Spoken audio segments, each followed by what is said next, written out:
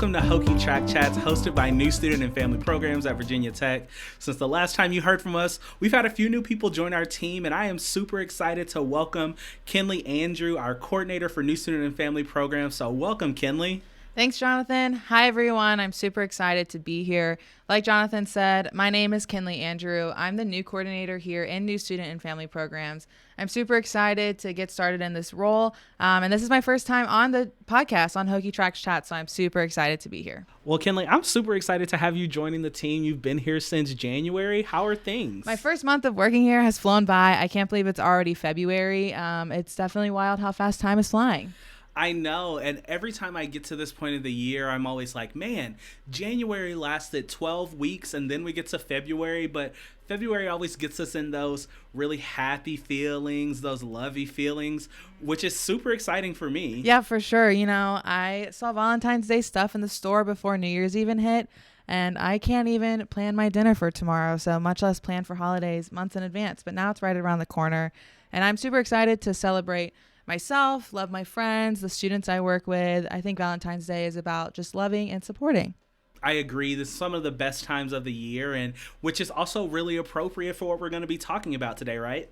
Yeah, absolutely. So today's episode is called How to Love Your Hokie, and we will talk about healthy family relationships and some different ways to show some love and support for your students.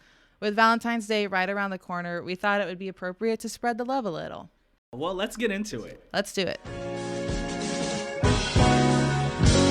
Kinley, every year at orientation, I give this really long speech about families as partners, and I do that because we really want our families to know that we see them as super important people to help us help their student be successful, right? I talk about this idea that the student is at the center and that the university and its staff and faculty, as well as its families, all come together to really help our students to be successful. And so that's really why we talk about our families as partners, right? We can't do it without them. We know that our family members are the biggest influencer on our students, right? If I think about when I talk with a student and when they're really struggling with something on campus, one of the first things they're going to do when they leave my office is to call their family member. You know, I even remember working with you as an undergrad and how you would do that as well. Absolutely. Yeah. I am constantly calling my mom to update her on the things that are going on when I was especially in undergrad, but even today as a professional. Yeah. And so, we try to, throughout that in orientation, to give our families some of the tools to kind of help their student be successful. But then we also talk about how to set some clear expectations. When I think about expectations, one of the ones that I know is hardest for our families is really talking about communication, right? We have family members who want to talk to their student every day. And for a student like you, that may be something that they would really enjoy. But for another student, they may only want to talk once a week or twice a week or prefer to talk through text, so I think it's really important to think about how we kind of set those expectations around communication. Right. Absolutely. I agree completely because, just like any relationship, expectations and clear communication is going to be the key to that relationship being successful. And so knowing exactly what your student wants from you, but also what do you want from your student, and are you sharing that with them, because that can help them kind of clear up some misunderstanding that they may have even about the level of support they're both giving and receiving from y'all. Absolutely. And I think some of the things that our family members tend to stray away from is talking to our students about their relationships, right? But also their relationship with alcohol and other drugs, right? It's really important that our family members are able to lean into those conversations, right? Because our students find it difficult to meet the expectations of their families if they don't know what they are. Oh, 100%. Yeah. And so you never know when it comes to that, right? Some of our family members expect our students to have a certain experience, right? And sometimes our students are really kind of informing their opinion about college based on what they've seen in the media or what their siblings' experience has been. And so it's not always what they hope it's going to be. And so I think it's also important for us to have those very difficult conversations about alcohol, drugs, relationships, but then also, right, about the things that are normal, right, like the finances and oh yeah, we hear the constant stuff. trope about the broke college student, right, and It's true.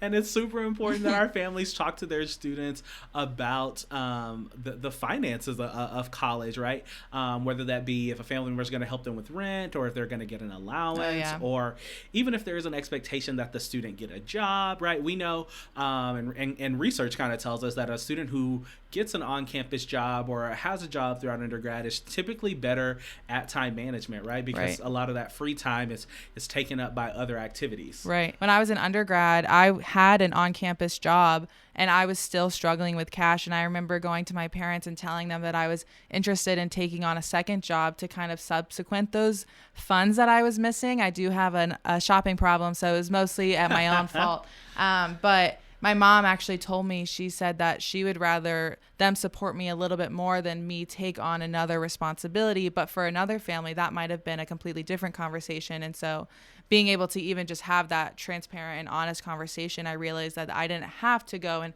take on a whole nother responsibility.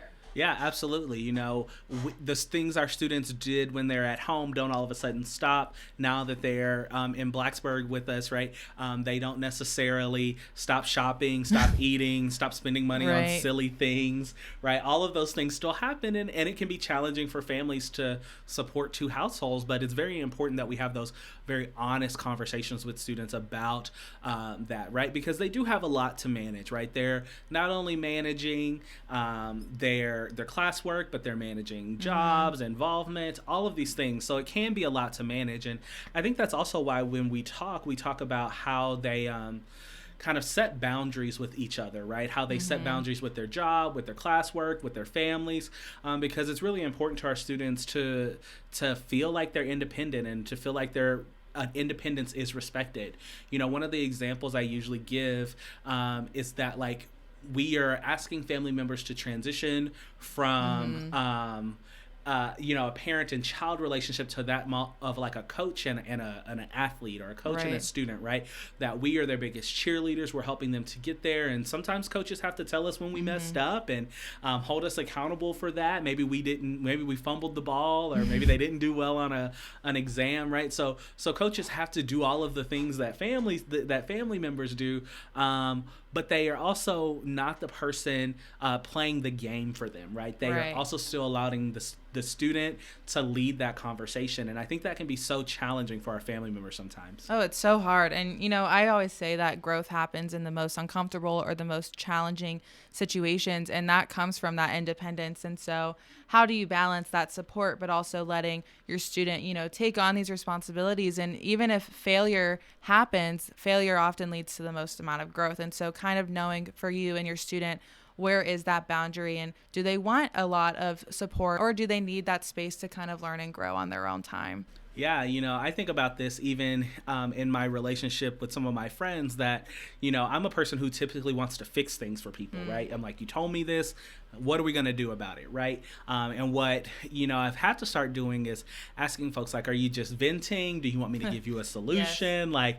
Like, what's the purpose of this conversation, to make sure that I'm giving you what you need? And I think that's really important for our family members to do with their students, right? Just because a student is complaining about their faculty member or complaining about their academic advisor, it doesn't necessarily mean that the academic advisor or the faculty member did anything wrong. It just could be that the student didn't enjoy that interaction, right? And we recognize that, like, that's a normal experience, right? None of us are 100% always having a good time. And so I think it's really important that our students kind of learn how to navigate those challenging times that come with college, right? I often talk about some of the phases that our students go through in their transition. And one of them is when they realize that, like, hey, things have changed, and I went home and things are not always the same, or not how I left them, right? But that they find that they are able to cope and kind of navigate the institution, right? Our students come to us with a variety of experiences that really help them to learn how to be successful here, right? Because we can't remove every barrier. That's just not how, even if we wanted to, it's just not how it would work. But so we recognize that our students then have to use the skills they came in with, the skills that they're continuing to develop, to learn how to navigate these things. And that's okay. You know, when you're talking about, do you want to vent or do you want advice? I remember I often would go to my parents or even my friends, and I would share something with them, and I was met with a lot of feedback or advice. And I remember, because I didn't clearly communicate what I needed in that moment, it actually made me want to not talk to them about something else when it happened later. And so if you can just kind of mitigate that conflict and really talk about, what do you need from me in this moment, your student or you are going to be more willing to re-enter that space later on, because you're both on the same page as to what level of support are you giving in that moment. Absolutely. And, that's super important, right? Because our students are going through a transition, but so are our families, right? Like, that is really the whole point that we're making today, is that students go through a transition, families go through a transition, and it's really important to name that, acknowledge that, right. And then also to say, what does that mean about our relationship, right? When I think about what happens in high school, right? The student comes home every day and fully debriefs their day with their families, or maybe just like, oh, I don't really want to talk about it, and just like goes to their room or does other things or has activities, whatever it may be. And they don't do that, right? But the relationship with their family changes, right? Because the access has changed, Absolutely. right? And not only that, when a student comes home for a holiday, they may come back and realize that their sibling took their bedroom, or if the families are empty nesters, that the family turned their room into a workout room or an arts office. and crafts room. All those kind of things that we realize, well, we don't need this space for what we used to need it for. And so those are all normal transitions, but that sometimes leaves our students to have a lot of anxiety, right? And that can be really hard for them. Right. And by no means should you not, get a new home office when your student goes off to college. But maybe give them a heads up that maybe the next time they come home, they've got to sleep on the couch. Because if they show up and that's a surprise to them, it might not go over so well. If you have animals, or if your student is really connected to something that means a lot to them in your hometown or at your home, sending them pictures or updates, that can make them feel a lot more connected to you and back to their home as well. Yeah. And I think, what we always know about our family members is they know their student best, right? When your student needs you to advocate for them, when your student needs you to just listen, when they need you to be their warrior, whatever that may be, right? You know that because they've been yours for their whole life. And so we know that you know your student best. And what we encourage you to do is to really think about what can you do to support them, right? We often in our office talk about people's love languages or appreciation languages. And, there are lots of different ways that people choose to receive love or appreciation, right? It could be words of affirmation, right? I'm not a huge words of affirmation person, but I recognize that a lot of folks really love to hear that. I am absolutely a words of affirmation person. Right. And so, if Kinley does a great job, she needs me to say that, because that means much more to her than me sending an email or to just to assume that she didn't need to hear it or any of that, right? So, we have to make sure to think about that with our students, right?